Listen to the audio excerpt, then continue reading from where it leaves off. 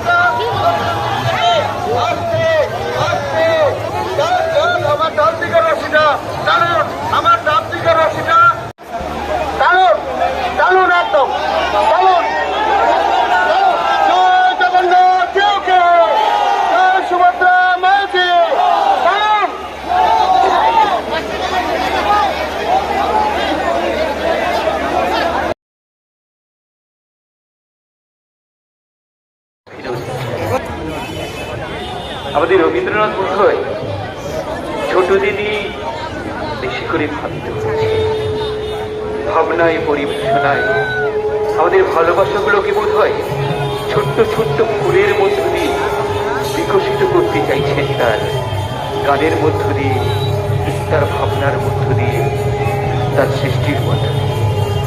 আমাদের এখনকার ভাবনা